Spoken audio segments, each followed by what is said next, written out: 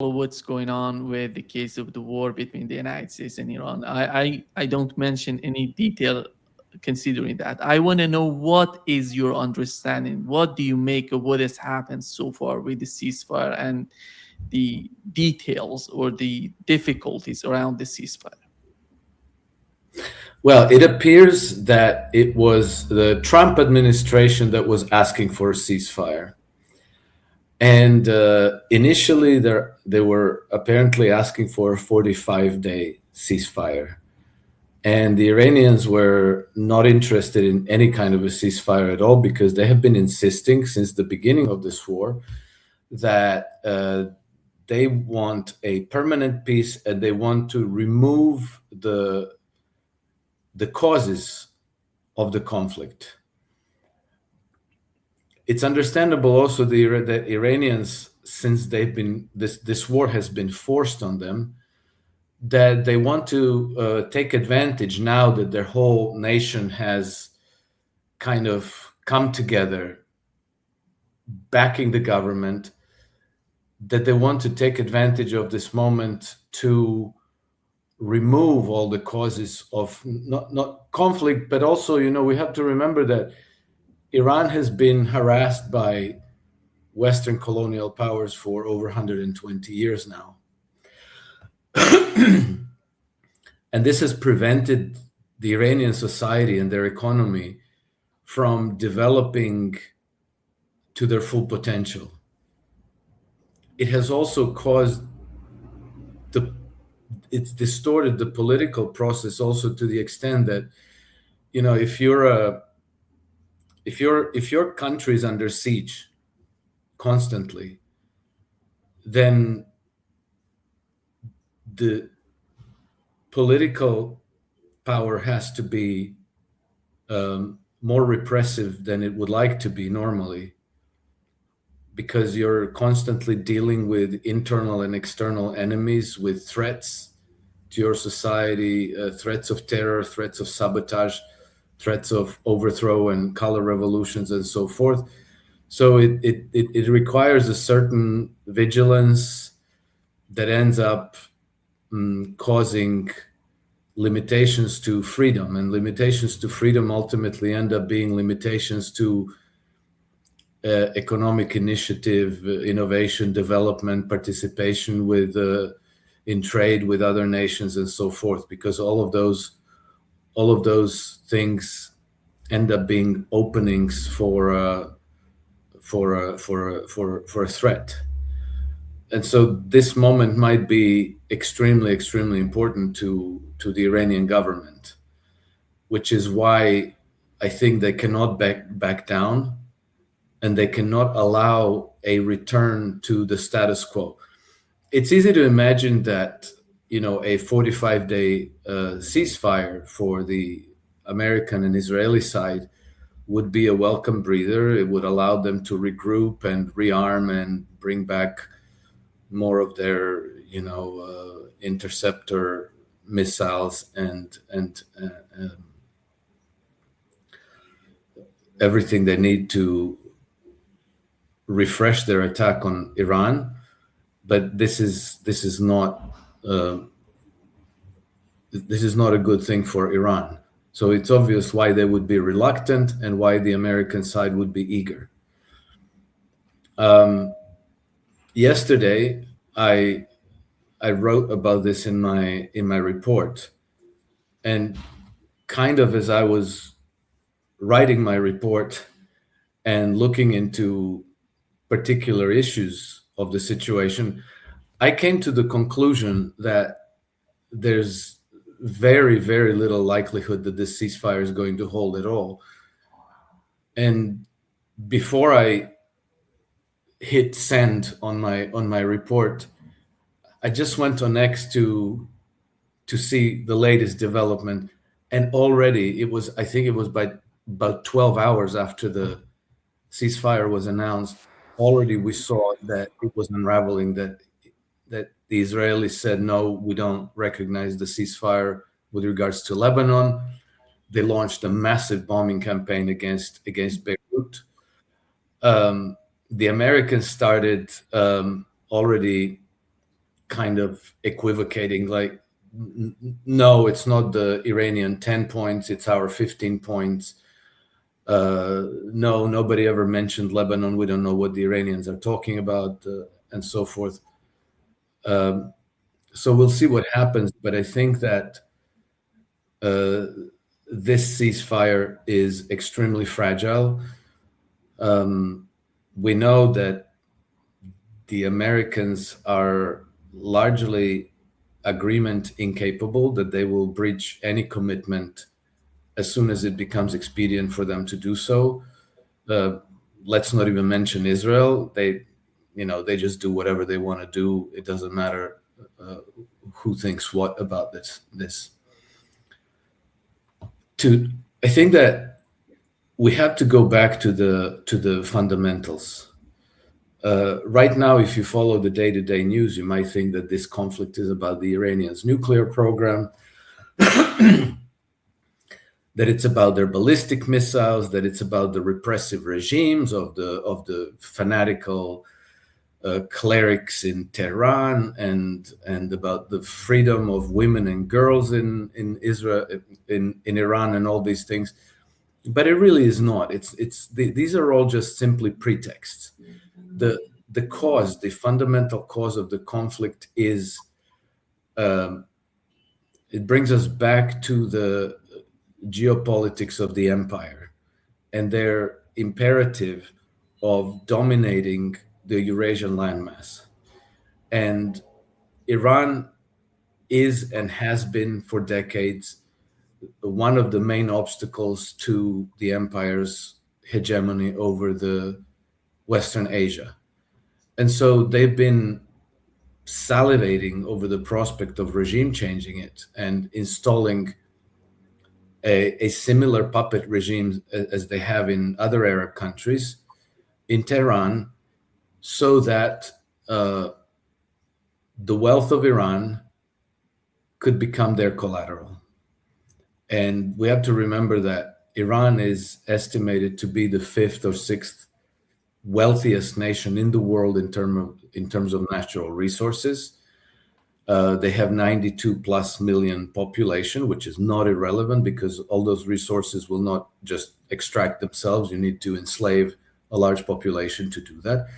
And, when I say enslave, of course, in the West, we talk about bringing jobs, but usually these are not very high paying jobs. And usually colonized countries are not prosperous and wealthy. And then Iran is a major element of enabling to expand this hegemony to other parts of the Eurasian landmass. This is the ultimate fundamental reason for Western desire to regime change Iran, and this will not change. It doesn't matter if the current government in Iran gives up their nuclear program, gives up their missile program, allows all women in Iran to open OnlyFans accounts and wear miniskirts. If Iran conceded on all those points, it still wouldn't change the situation. They would still want a regime change, or else they will want the government to completely succumb to the Western diktat. And what does that mean? That means that, for example, if Iran wanted to have a peaceful nuclear program for generating electricity, that the government should award those contracts to, like, let's say, Westinghouse. And then Westinghouse would build them nuclear power plants, no problem, except that every kilowatt hour of Westinghouse's nuclear power would cost 5 times what a similar Chinese-built power plant would cost. This is a fact, but it doesn't matter. It's Westinghouse would pay for building those power plants with loans taking out from J.P. Morgan, Goldman Sachs, Citigroup, similar, financial institutions, which would mean that the repayment of those loans would come ultimately out of the pockets of the Iranian people.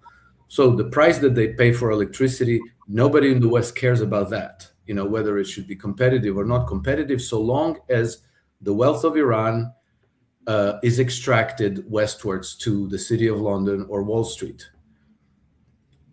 This is the ultimate cause of war. And it brings us back to the, slogan that all wars are bankers' wars. This is literally the truth. This is literally the ultimate incentive for the wars that we see, not just against Iran, but also against Russia. And in the near future, probably, if Iran falls, against China. Yeah. Alex, when it comes focusing a little bit on the details of what is happening with the ceasefire, you mentioned there are various negative points right now in terms of the ceasefire. One of them is the case of Lebanon. And first they said that Lebanon going to be part of the deal. Then even JD Vance yesterday, he said that it was a misunderstanding on the part of Iranians. But the reality is, as here you see New York Times reported, the text that was posted by Pakistani Prime Minister, it was written, it was managed, was shaped by the people in Washington. And it's not just about looking at this. And he mentioned that in that tweet, that including Lebanon and elsewhere, not only Lebanon. And look at this, right? It says draft dash Pakistani Prime Minister message on X. He copied and pasted the same message that he received from Washington. It's just unbelievable how you see JD Vance is trying to. I don't know what is his understanding of the negotiations with Iranians, because they don't have a good history of negotiations. They attacked Iran 2 times while negotiating with Iranians, and he tries to do the same.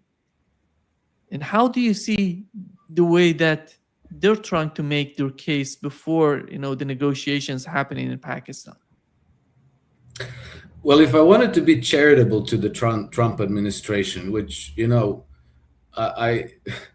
I'm not so inclined since 28 February, but if I wanted to be charitable, I could say that they have to spin this in a way that doesn't look like a strategic defeat. So they have to pretend that they are imposing terms, that they're defining, that they're defining the framework for negotiations, that the Iranians basically got this ceasefire because they were begging for it, and so forth. Because if what the Pakistani Prime Minister is saying were true, it makes it obvious that it's inverse, that the United States is the supplicant and that the Iranians are dictating the terms. And so JD Vance obviously has to be in line with the administration's messaging, and that unfortunately makes it quite obvious that they're being deceptive about this, that they're deceiving the public. But in all, I think it lowers everybody's expectations from these negotiations. I think that the Iranians, for the sake of history, have to give every goodwill gesture that they will end the hostilities if that's possible. So, that when the history of this episode is written, nobody can say, well, no, the Iranians actually wanted war, they favored war, they were completely shut off to every peace initiative. So they have to see the negotiations through to the end. They have to come to the point where the other side, um, let's say that the responsibility for the outcome can be clearly attached to their adversaries, and then the conflict continues. And unfortunately, I think that the conflict will continue because the West, unfortunately, will not give up their dreams of hegemony over the region, and they will do everything to try to weaken, sabotage, and take down the Iranian government. Yeah. I think, Alex, what has been done yesterday, we've learned that Iran going to attack after in the aftermath of attacking that massive attack on Lebanon. They killed many civilians, by the way, kids, and but Iran has decided to attack last night. Then at the final moment, they have decided not to go along with that plan to attack Israel because they still want to see if they can get it through negotiations with the United States, with JD Vance. Don't you think? I think JD Vance has everything to lose in this game. He has a losing hand right now. He doesn't have the opportunity for the 2028. He can do something about it. He can change the course. He can change everything for his future. And how do you see JD Vance as the vice president of the United States? Are we going to see, as our friend John Helmer put it, are we going to see the Christian faction somehow, showing something else, some sort of leverage over the Jewish faction in Washington? Well, I don't know. I don't have very high expectations. JD Vance has been presented to us as the good guy in the Trump administration. He's made some really nice speeches, particularly with regards to values like freedom of speech. He has, reprimanded European leaders about infringing on our, civil rights and free speech and so forth. So that all looked very good, but we have to appreciate that the United States is a Christian faction. The whole country is a Christian faction, but nevertheless, it has proven itself to be completely beholden to the Zionist project, and there doesn't seem to be any political faction strong enough to really assert the principle of America first. And when push comes to shove, it's always Israel first. I was quite shocked a few weeks ago. I was watching a clip on YouTube or one of the social media where some freelancer went into the U.S. Congress and kind of walked through the halls and randomly asked congressmen and staffers, America first or Israel first? And not even a single one of them said America first. One of them actually said Israel first, but not a single one of them would say absolutely America first. I mean, they're supposedly representatives of the American people, but it seems that there's such a fear of Israel and AIPAC and Israeli interests on the Capitol that nobody dares even say America first. And then we see that when Benjamin Netanyahu comes to the US Congress and gives a speech, it doesn't even matter what he says. They all give him 100 standing ovations. It's actually quite surprising. And so I don't think that JD Vance is in any ways exempted from this. And I don't see how this Zionist project fails other than failing by force, failing by the force of arms, being destroyed by military force. And I think that the only military force that's capable of doing this is Iran. And we're going to find out, because I think that Iran hasn't played all its cards yet. Far from it. I think that the axis of resistance has been jolted back to life. I think that it's today stronger than it's been in the past. And I think that this wave is gathering strength. We can't predict what's going to happen, but all of these atrocities that Israel is committing have their effect. There's always a reaction to every action. And when you push desperate people far enough into the corner, then they lash back. And I think that this is coming. Israel is a very small country. It's got like 8-9 million population, of which only half are Jews, and it's surrounded by hundreds of millions of Muslims. This looks extremely bad, and then Israel is completely 100% dependent for its security for its Western allies like the United States and NATO and Great Britain. And we are seeing these powers prove themselves to be paper tigers. I mean, the future doesn't look good for Israel. I don't see any light at the end of this tunnel other than, an oncoming train and a massive train wreck coming Israel's way.